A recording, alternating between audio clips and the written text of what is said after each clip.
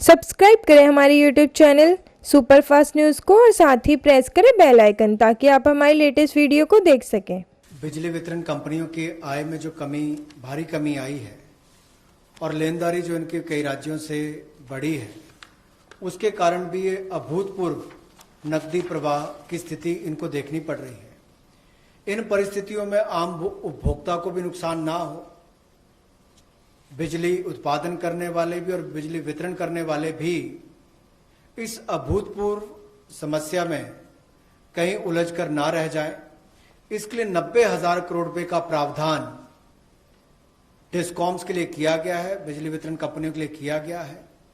और ये 90,000 करोड़ रुपया जो बिजली वितरण कंपनियों को दिया जाएगा वो पावर फाइनेंस कॉरपोरेशन और रूरल इलेक्ट्रिफिकेशन कॉरपोरेशन के माध्यम से दिया जाएगा, जहां एक और पहले 200 करोड़ तक के टेंडर्स ग्लोबल नहीं होंगे, एक वो राहत दी गई। अब उसके बाद जो अभी काम हमारे कॉन्ट्रैक्टर्स कर रहे हैं देश भर में, चाहे वो रेलवेज का हो, सड़कों का हो, हाईवेज का हो, सेंट्रल पब्लिक वर्क्स का हो, अलग अलग डिपार्टमेंट्स के हों, क्योंकि कोविड के कारण ये समस्या खड़ी हुई, तब उनको 3 महीने से ज़्यादा 6 महीने तक की राहत इसमें दी जा सकती है एक्सटेंशन के रूप में, ताकि उनको कोई खामियाजा ना भुगतना पड़े।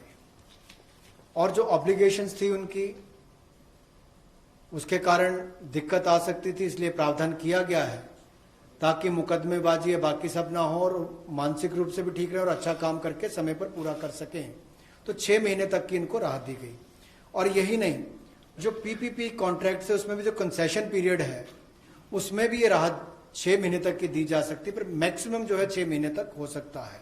केस टू केस मैटर करेगा।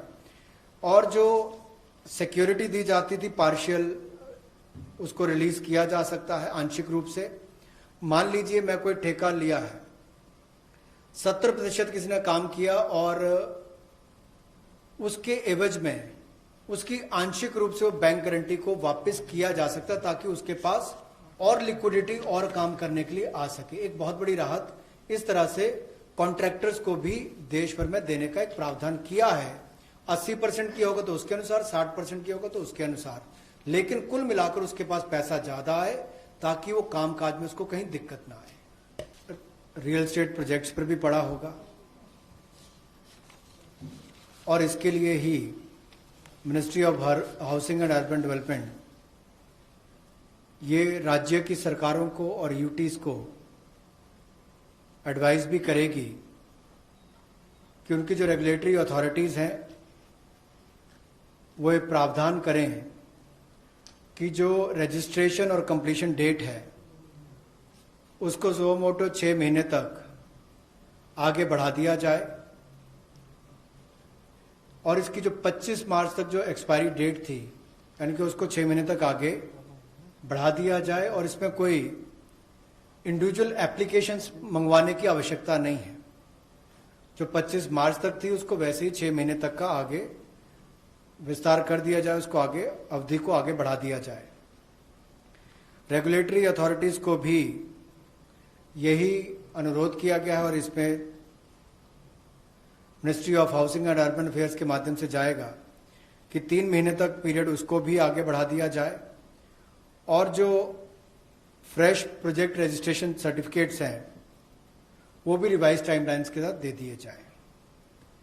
तो इसी तरह से रेरा के अंतर्गत जो टाइमलाइंस है उसको आगे बढ़ाने की जो बात कही गई है इसमें विस्तार में कही गई। जो टीडीएस रेट्स हैं वो सभी नॉन सैलरीड पेमेंट वालों को, रेजिडेंट्स को, और टीसीएस रेट जो है उसमें 25% की कटौती की गई है